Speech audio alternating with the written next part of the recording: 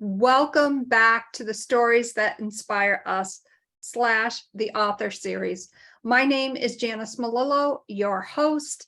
And, of course, I have an amazing guest on today, and we're just going to get right into the conversation. But just a reminder to everyone, I am also simulcasting through the Wisdom Audio app.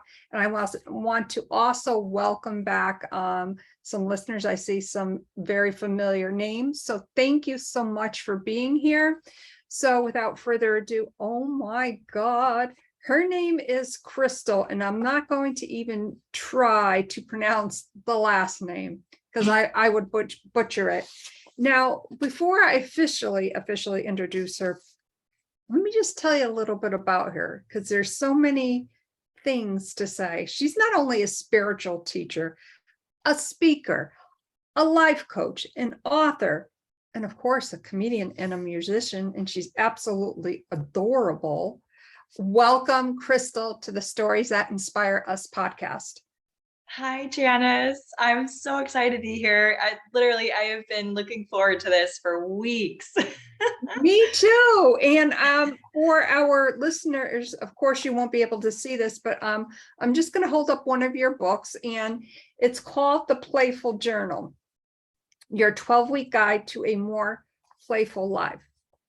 But before we hop into that, I think we really need to know where all these different things came from, because I think your background is so interesting. Can we start there a little bit? Thank you. Yes. So it's a very long story, but, as a child, I had just a lot of trouble with weight, disordered eating, coming from a family that had some, different, like substance dependencies and stuff. I formed a lot of codependent behaviors and patterns. And one of the ways that I coped with that as a child was overeating. And so my relationship with food was always very just disordered, I say. And, our family, it seemed like our family was always on a diet though. We were always, getting the low fat version of things, or trying the healthy choice or the snack wells and all of that. And so, it was just sort of a really confused relationship with food for me. As I, grew into adolescence and things, I took a little bit of personal responsibility in my health, and I started just exercising at night after I do my homework, before I go to bed, and just started cutting out some of the things that I knew weren't great, like juice and pop and things and extra snacks. And I started to transform, of course, I started to shed some weight. And, for anybody out there who has experienced sort of a family dynamic of codependency or, substance abuse, there tends to be a lot of like needing of affirmation for children in that situation. And, oftentimes I look back and I see that my parents did the best they could, obviously now, but, a lot of times I felt like I was always seeking attention or approval or affirmation. And so when you lose weight, people start to affirm you, and kids at school, parents, teachers, were saying, "Oh, wow, Krystal, you look great and you're doing so well." And so, that kind of like flips a switch in your head. And for me, it was like, "Oh, wow, look at all these people who love me and approve of me now. Well, what if I lost even more weight? What if I could do this even better?" And so then begins that cycle, since my relationship with food was so disordered that I went the opposite direction, and and started to be very restrictive with my eating. I'd love to say that at that point, I had gone to therapy, and I did get help for a lot of the eating disorder things, but still the codependency and a lot of the body issues and just a lot of those deep-seated things were still there. So one of the ways that I healed from a lot of that was by getting outside myself and helping others. So that was suggested by a therapist that, I love dance. I was a dancer. I loved fitness. And she was like, "Why don't you like go see if you could teach fitness, and maybe that would help if you see other women and you see other body types, and just see what healthy looks like on other people. And so it really did. And I taught with park departments. I taught at several gyms, the YMCA. I taught there for years. And I loved it. I love being a part of that transformation with people. And, as a dance teacher for both children and adults, one of the things I really started noticing was the total playfulness of children and their ability to lose themselves in it. They weren't judging themselves in the mirror. They didn't have any expectations about what was going to happen in the class. They just showed up and had fun, and they were there. And, and I was saying, move your right hand, they were moving their left foot. Didn't matter. But for the adults, they were just so in their heads about everything and picking themselves apart in the mirror. And, oh, I'm not doing this right. Oh, I'm never going to get this. And so, I found little ways to just make it more playful for the adults, by giving things goofy names and just being goofy myself. And like you said, comedy and performing is one of my passions. So I kind of brought that into the way I taught. So flash forward, I got more into personal training, and I saw that it wasn't just about giving people exercises. It was about a transformation that was happening for people. So the journal really came from sort of a series of exercises that I would walk through with my clients when we would train together. And, I started like printing these worksheets out and putting them in binders and handing them to my clients. And one day, somebody said, "This looks like you have a book here. Why don't you just publish this thing? It'd be way easier."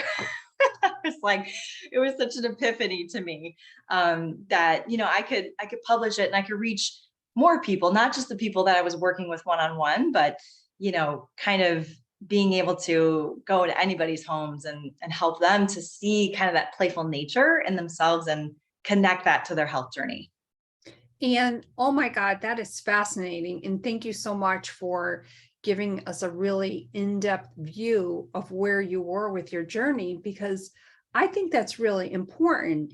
And I just want to also back up a little bit and say, I can certainly relate on a personal level. A lot of people don't know this, but I used to weigh more than my commercial grade kickboxing bag, and that weighs 272 pounds. So I lost, I don't know, 135, 140 pounds, whatever it was. But for me, it was not so much about losing the weight, although of course, losing the weight, I felt better. I looked a little better. People did not recognize me. But what it showed was that transformation really came from within. And I'm trying to write a book on that right now, in case anyone knows. And I do have the name for it. And I already have designed the cover for the book. But I think it's so important to note that transformation is just not about losing weight. For me, I had to put that aside. Like, just put all that aside. Let's focus on feeling better. Okay, great. What does that look like? And for me, obviously, I love to read and write, so I would write it out. Okay, this is what it looks like. Let's start out slowly. And by the way, I hate the word diet. Just hate it. I'm going to go on a lifestyle journey. So long story short about my journey, I totally relate to that. And, thank you so much for sharing that with us, because we know a lot of it really and truly is about our, how we are feeling about ourselves. Yes. And we have to give ourselves that opportunity to, excuse me, to be gentle and kind, but also to know that it is going to take some hard work. Bingo. It was very hard, but do it in a playful way. I mean, Krystal, have you ever recently gone to, say, like a Barnes and Noble, right? And went out in any one of the bookstores? I look at books specifically, as in your book, The Playful Journal. There's tons of diet books. And number one, it's so overwhelming. But number two, I want something that's going to be easy and that there's a simplicity about it. And that's where your journal comes in. And it really is a weekly guide to a more playful life. Thank you. Thank you for that. And that was my goal. It wasn't another diet plan, because I feel like there's so much of that. We could Google anything on the planet, and it's sort of like you read one thing and the next minute you're reading something that totally contradicts that thing. And it could be so confusing. And I think especially in a world where we've sort of lost playfulness and we've learned this pattern of, well, if I raise my hand, ask a question, I better know the answer, or I've got to be perfect at this thing if it's going to work. And I think that's the trip up about most diets, about most plans. It's like, oh, for 30 days, you got to do this exactly right. And it's so restricting, I think, in some ways. And people go, oh, well, crap, I'm on day 5 and I blew that, and just screw it all. It's never going to work. And, being able to, sort of give yourself the grace to fail a little bit along the way, I think is really important. And to me, that's where playfulness really comes into the process.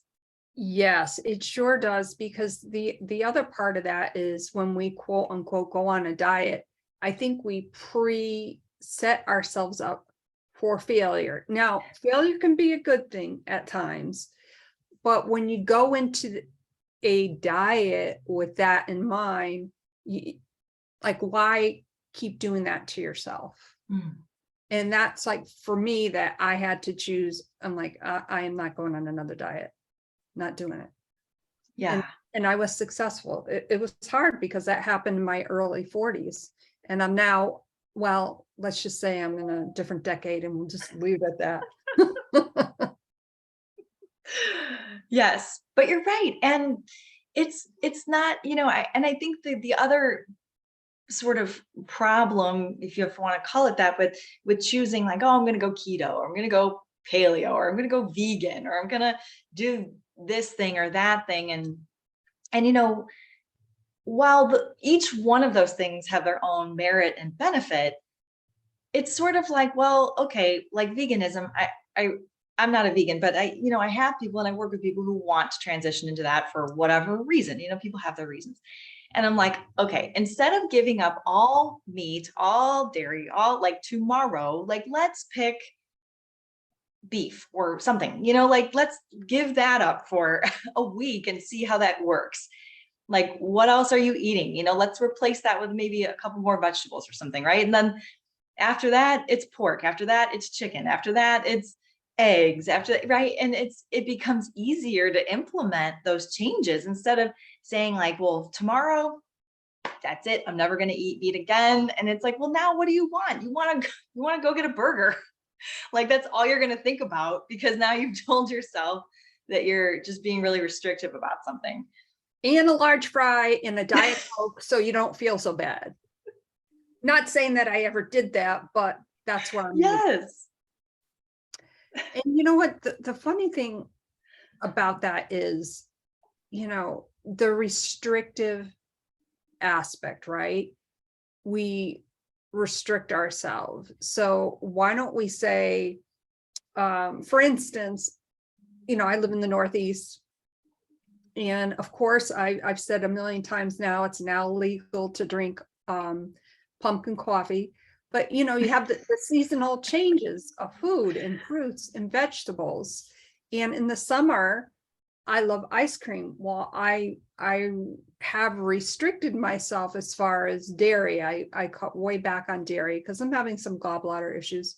So I bought a quote unquote vegan ice cream, which, by the way, was so good. Wow. Okay. Very expensive, but I maybe had a quarter or half a cup. But I wasn't going to restrict myself. I know it was summer. I know I'm going to be ice cream. I really need to cut back on dairy. So how am I going to do that? So I'm trying to say in a roundabout way, be creative with your ideas on what you're going to cut back, what you're going to do, and what you're not going to do. Yes, I love that. And I'm curious, like, is when you think about that love of ice cream, and it seems like it's kind of attached to summer, like, does that come from a certain like place, as a child? Was that like a celebratory thing, to have it during the summer? Like, why do you think that is for you so special? Wow, that's a great question. Who's the interviewer here? No, I'm only kidding. Yes, it does come from my childhood. And I specifically remember I grew up in an ice skating family. So we were constantly at the ice skating rink. And during the summer, there was a little ice cream store in the same parking lot. So of course, I wanted to go watch my brother, practice for 6 hours because I knew I was getting an ice cream. So yes, that does come from my childhood. Excellent. And I love that. And that's part of kind of the process of going through the journal, right? Is thinking about like, well, what were those moments of joy for you? And not that you have to like abandon those things altogether, but how do you incorporate that joy into your life in a healthy way, right? And it seems like you've done that. You found a balance. I know people that have that same connection with ice cream as sort of like a reward. Of course, it's a wonderful, delicious food. And so, a lot of times at the end of a hard day, oh, it's been a hard day at work, I had a lot of stress, I just got off this phone call, like we sort of reach for those things that fill that void and give us that like feeling, that feeling of, oh wow, remember, even if we're not consciously thinking of it in that moment, but that joy that you felt when you got out of practice and you went and had ice cream. And so it's not about abandoning that ability to give yourself joy, but figuring out what a healthy balance of that looks like. And, even you said, measuring out a fourth or a half of a cup is different than taking the whole pint of Ben and Jerry's and eating it while you're sitting on the couch watching Netflix, right? There's a difference. Guilty. Of course. I think I just gave myself away, but in any event, I that was early in my 40s and I don't do that anymore. But yes, I have been known to eat those pints all in one sitting, by the way, which was why I was a big girl at one point. Yeah. And that's not uncommon. It's definitely not uncommon. What would you say is the most outrageous thing that maybe you've ever heard from one of your clients? Wow. I think the feeling of being stuck. I think, when I hear somebody say that they can't do something because they've never done it before, there's no proof, right? There's no proof in their life that they're going to be successful at this thing. And like, to me, that's outrageous, and I think it's very common and I hear it a lot, but I think, especially when I maybe coach a woman who, is unhappy in more than one area of their life, which tends to be the case. Usually being overweight or being unhealthy is almost always coupled with something else. There's always something else going on. It's usually not, well, this is my only problem. If I just fix this, everything will be fine. It's a lot of times like they're unhappy at their job. They're unhappy with a marriage. They're unhappy with other extended family, a sibling, a coworker, a parent at school that they have to see, whatever that is. And I think, it's like hopelessness, I guess is what it really seems to manifest as. And it's like, well, everything's crumbling around me and I'm trying to do this thing. I'm trying to lose this weight. I'm trying to get healthy. And even that's not working. And then they just give up on themselves. And that to me is just crazy. It's just crazy. There's always a way. There's always a way. And I like to, one of the questions I love to ask my clients is, well, what if it all worked out? And how would you want it to be? Because I think a lot of times we get this tunnel vision of, well, here's where I am. Here's what I have to do. I have to go to this job. I have to be with this person. I have to be, in this group or whatever. Or, And we're not capable of saying, well, what if it were different and how could it be different? Maybe not tomorrow, but maybe in a month, maybe in 3 months, maybe in 1 year. And just being able to sit with people and like hold that container for them and say, like, put everything in the container. What do you actually want this to look like? And is this possible? And I love how you describe that, because I do believe that it's possible.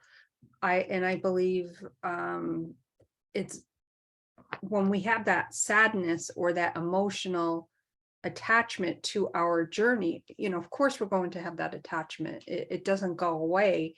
But if we work with it in such a way that complements our journey, we can get through anything. And we may not be able to do it like quickly. And I've had to remind some of my clients, okay, well, it didn't take me it didn't take me 10 months to put on 270 plus pounds that I was at the time. Like, that was over a series of years. So I think when you go into something like that, think of it as, okay, this one day I'm going to start, say today at 3 o'clock in the afternoon. And instead of maybe having that glass of juice, I'm going to have a glass of water.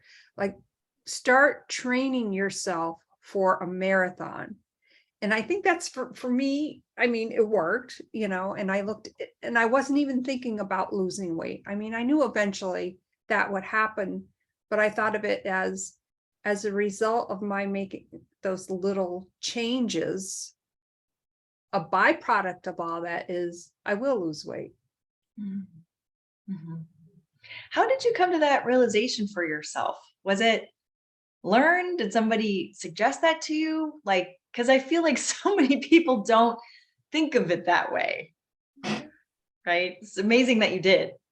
Thank you. I think the day that I came home and I had hurt my back, and I just come from the doctor's office, and the doctor sat down with me, and he was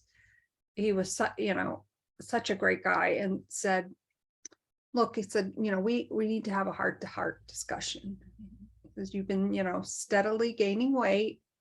Then maybe if you just start, one day and, go for a little walk, drink some more water. It was a great conversation, and he really did it with care and dignity. But when I got home, I'm like, okay, my back is killing me. I did the usual. And my usual was, as soon as I got home, I would grab my bag of chips and I would eat the chips. So I started eating the chips, and I happened to walk by a mirror. And I happened to glance at myself, and it hit me in that moment. And I looked down at the bag of chips.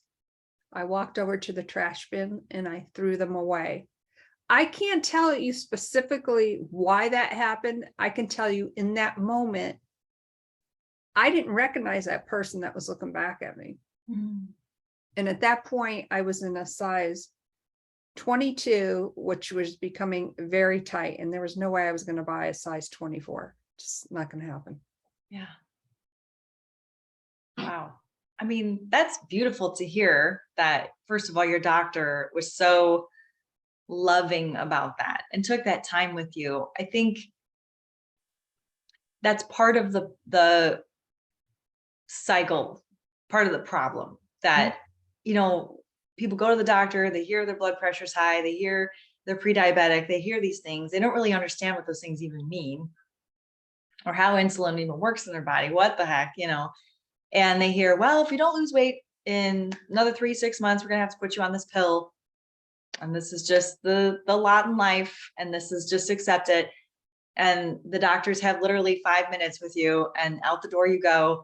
And maybe they hand you a pamphlet, but there's no connection there. And, that's one of the things I love to do, is sort of work with physicians and say, like, hey, send them my way. If somebody comes to you and they're very confused about the process, like, Mhm. use the resources you have. There's so many people like us out there that can help, and walk people through that process. So that's awesome.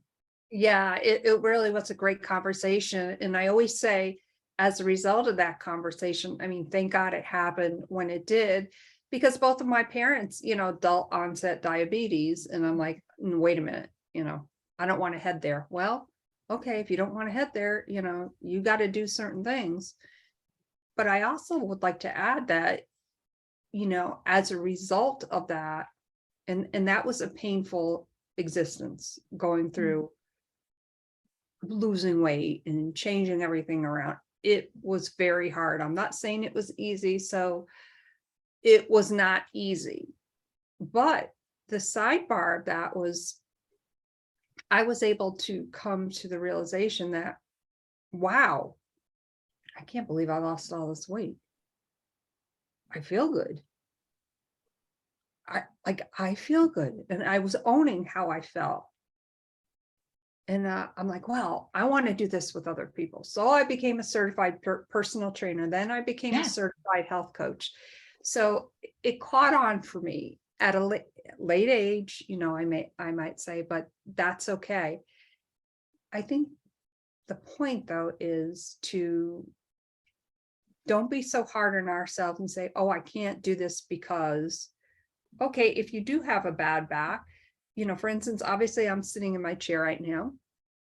Maybe you sit in a nice straight back chair, and even if you're just sitting there watching TV, and you lift your legs up, move your arms around, do something like that. It doesn't have to be, you don't have to go to a gym, is what I'm trying to say.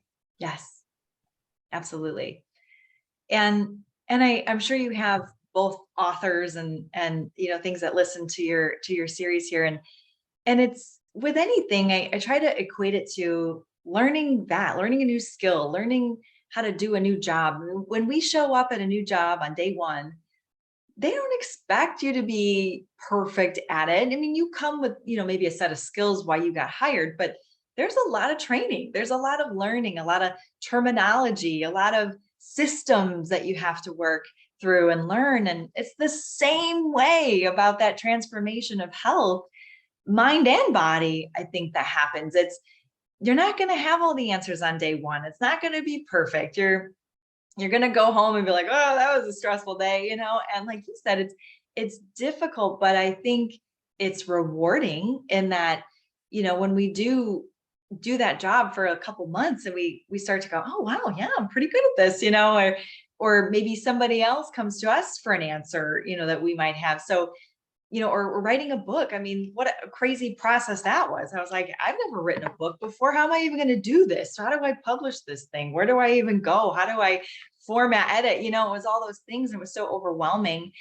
And so I just said, well, what could I do today? Let me just organize the chapters, and then I'll ask someone for help. I'll ask someone that I know has done it before. I will see what they did to edit. Where do I go to find Google? Where do I go to find a artwork person and, all these things. And I didn't do this 100% myself. I won't ever tell anybody that I did.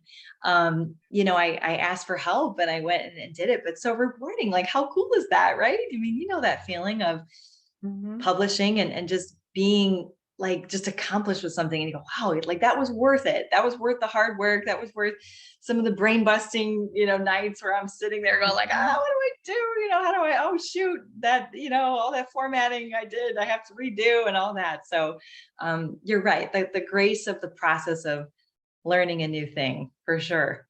And I love what you said, brain busting. I'm stealing that one. I think that's a riot.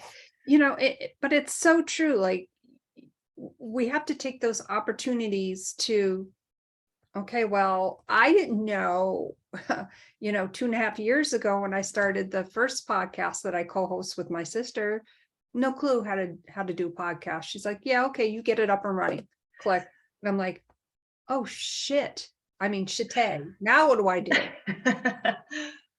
And, the first few episodes I crack up because, number one, they sound horrible, but we had such a good time. We had such a good time. And I think that, obviously came through. We're now at like 520 episodes or something. Had some amazing guests. I didn't know what to do. I had to find out, but in such a quick way. And that's all right, because I learned in the process, and it was hard. Heck, even going live on Zoom and then going live on your Facebook page was, I can't even tell you how many times I had to Google the instructions. I'm like, okay. And I wrote this instructions down step by step. Okay, you click this, you do that. Of course, now I can do it with my eyes closed. Well, maybe not with Exactly. my eyes closed, but that's a figure of speech, of course. What would you say, Krystal, is the most rewarding thing when you start working with a client and they're like, no, don't have time. Maybe they're a negative Nelly, but then you see their transformation along the way, and they may be on their last visit with you, or when they're in that moment where they realize, I did it. That's got to be so amazing. It really is. It really is. And it's like a sense of like light that shines from these people when they've gotten to that place.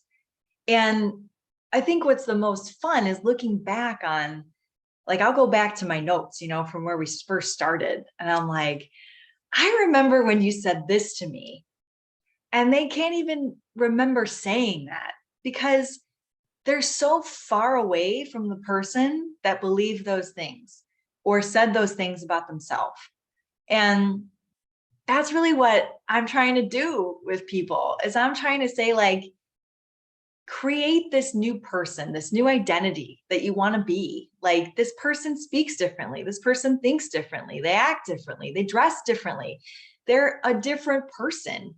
And every step you take along the way, every little change you make, every little habit you form, every little thing you learn and do gets you closer to that other person and further away from the person you're moving from, not to say that, there's no merit in where you came from, but I just think seeing people be like, what? I can't even believe, like, the things, the different beliefs that they have about themselves and what they're doing and the things that they've accomplished. And because I think that's important too. Like, I just read a book, The Gap and the Gain, and they talk about sort of that process of, we're always living in the gap. If we're looking at the future and where we're going and how far we have to get there, it's like there's always going to be a gap between where you are and where you're going.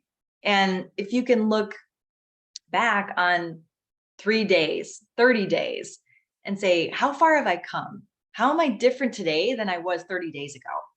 Then now you're in the game, right? So now being a different person in another 30 days seems much more possible to you, because you're like, well, clearly I'm different than the person I was a month ago. So in a month from now, I'm going to be a different person. Mm-hmm. How am I going to be different? And so that's so exciting and rewarding when it's like just the world of possibilities open for people in so many ways. And it's not just in their physical bodies, but it's in their relationships. It's in they're able to go out with friends or go have a date night with their husband because they feel sexy and they feel capable. And like, that is living life. That is, I think what we're here to do, isn't it? Yes, living life for sure. And as you were describing that, I remember going to visit my son. Obviously, this was years ago. I think it was 2008. No, 2009. I was still living in Florida. I hadn't seen my son in about 8 or 9 months. Always busy, never time for his mom, whatever. But I had, lost all my weight. And so he hadn't seen me, had no idea. So when I got out of the car and I walked toward him, he's like, Mom? Holy shit, Mom. what happened to you? Are you sick? And I said, no, I am not sick. He's like, wow, you look really good. Of course, one of his friends came walking by. This is kind of funny. Ryan was mortified. Hey, Ryan, who's the hot babe? He's like, oh, Lordy, it's my mother. She's not a hot babe. It's my mom. Okay. Jesus. But, I think that's when I realized, wow, I guess I did lose some weight. Hello. Mm-hmm. And I was Yeah. proud of myself. I was proud that I took the initiative to transform my mind, transform obviously my body, but in such a way where I didn't penalize myself. That's big. That's big. I think it seems like, right, you maybe didn't even know when you were going to see your son. It was like, well, let's make it happen when it happens. And so I think a lot of times people go, well, I need to lose 30 pounds by such and such a date, or this needs to happen, and while those things can motivate us a little bit, they also kind of restrict you in the sense that you have no control over how much weight you're going to lose, or how your body changes, or how much muscle you're going to gain, or whatever. And that's one thing I really try to work with my clients as well. And that's kind of my next book, is sort of diving into a little bit of like the Stoic philosophies of, just sort of letting go and surrendering to the process.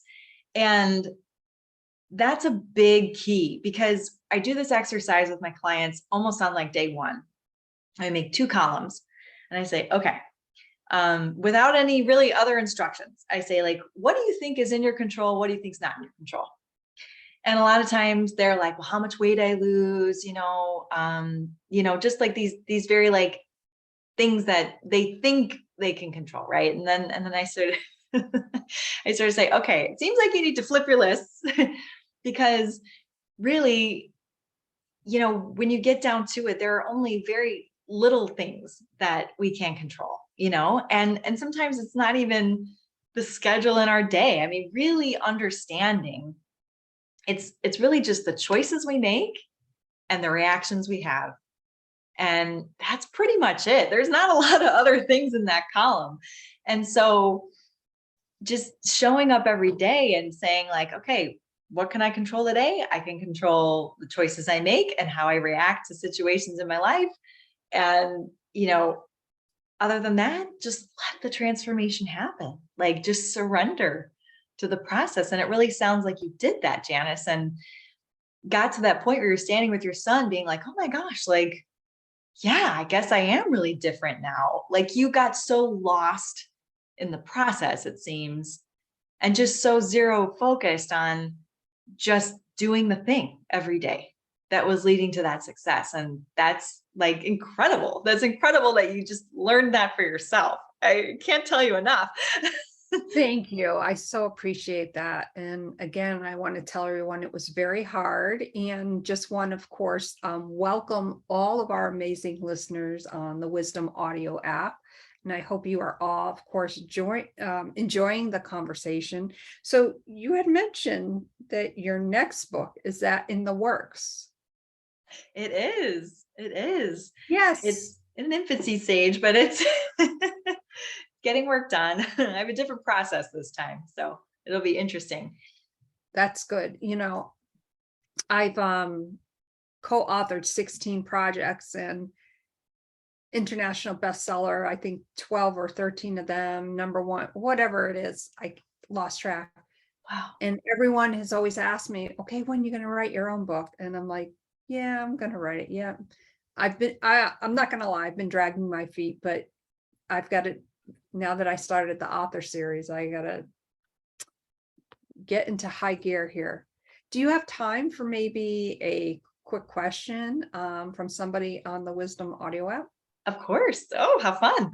Yeah. So, hey, listeners, would love to invite one of you to come up. And if you have a question or want to add to the conversation, we would love to have you come up. We will only have time for one person. So first come, first serve, of course. Krystal, as we're waiting for somebody to come up, what would you say? You mentioned about the choices we make today. Sometimes those choices that we make, we're not sure if they're going to actually work out. So what would you say to someone who almost has that fear of making a choice in that moment? Because that, I know, is difficult for many people. That's an interesting one. I think like the grace to say, like, if you make a decision and it's not perfect, it's okay. You can always change that decision tomorrow. But I also talk a lot with my clients about thinking about how your choice is going to affect the future version of yourself. So, a lot of times we're like thinking about ourselves in 3 minutes. So, oh, well, I'm tired. So me in 3 minutes, I'm going to be really glad that I didn't put my shoes on and go for a walk. But me in 3 hours, how am I going to think about it in 3 hours? Am I going to feel better? Am I going to feel like, oh, I missed out? It was a nice day. I should have went. How am I going to feel about that in 3 days? Is that going to affect, the pattern today that I set?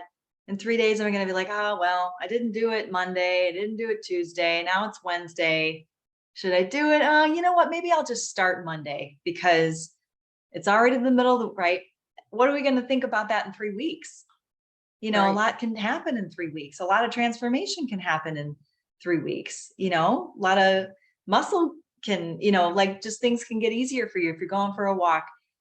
In 3 months, so much transformation can happen in 3 months. If so it's thinking a little bit further. I think when you're thinking about a choice for yourself, just pause and say, yeah, okay, what's 3 minutes from me going to think? 3 hours, 3 days, 3 weeks, 3 months, and just think, and if you're okay with saying, oh, well, me in 3 months, it's not going to matter if I do this because it's just one day, it's just a dinner out. But just be mindful, just be mindful of that choice in that moment and how that's going to affect you. Oh, I love that. Be mindful. Definitely, for sure. Krystal, how can our viewers and listeners get in contact with you? Yes. So I offer this thing. It's called a free dream strategy call. And it's just that it's me holding the container and saying like, okay, what if things were different? How would you want them to be different? Because I think a lot of times we don't allow ourselves to dream. We think it's silly. Oh, well, no one in my family's ever done that. I could never do that. It's not going to happen for me. So just, I think allowing people to come and share that with a stranger, it can be really helpful. So I love people to do that. You can sign up for that on my website, crystallizedhealthadvisors.com. I am also on Facebook, if you look that up, or on Instagram. If you search that, you'll find me. It's or my username is Krystal.Quagliara, but I say just look up Krystallized with a K on Instagram, you'll find me. And I also, to go along with the book, I did create a podcast called The Playful Life. So, we have conversations a lot like this and, with a lot of other health entrepreneurs and people that are out there capturing their best, most playful life for themselves. Oh my God, I absolutely love that. Can't thank you enough for being here, of course. We're going to start the process of signing off of wisdom, but very quickly, what is one piece of advice that you want to leave with everyone today? I want to say, start today. Start today. Like you did, right? Drinking a little extra water, doing something a little different, and to let go of the expectation around it. Who cares? Who cares if you do it again tomorrow? You did it today. And just be playful about it, even if it's just putting music on and dancing around for like a couple minutes, or, like I have a hula hoop that sits behind my piano and it's there. And sometimes I'll just literally put on a song for 3 minutes, get the hula hoop out and do it. And I mean, that wasn't 30 minutes of exercise. It wasn't a full workout, whatever, but I just got moving. I got my blood flowing. And, just little things like that can be life-changing, monumental. So start today. You can do it. The rest of your life starts today. Are you going to live it or not? Right? I love that. Start today. And on that note, we're going to sign off with wisdom. And again, I want to thank all of my listeners. You are also amazing. And know that if you have a story, someone needs to hear it. If you need to get in touch with me, please feel free to hit my website information underneath my profile name, and we'll sign off now. Thank you again, Krystal. Thank you so much, Wisdom, and we'll see you again real soon. Hey, Facebook, and those who listen on Amazon Music, or let's see, where else are we? Oh my God, we're in a few other things. iHeartRadio. Wow, wow, wow. Start today. Wasn't today's conversation amazing? This is one of those podcasts. I listen to all my podcasts, by the way. This is definitely one I will re-listen to. And on that note, Krystal, thank you again. I hope you will consider coming back again real soon. I would love to. This inspires me to get my second book going so I can come back and we can have another conversation. Yes, yes. And remember, everyone, these are the stories that inspire us. My name is Janice, your host, and we'll see you again real soon. Thank you so much, everyone. Have a great day. Bye for now.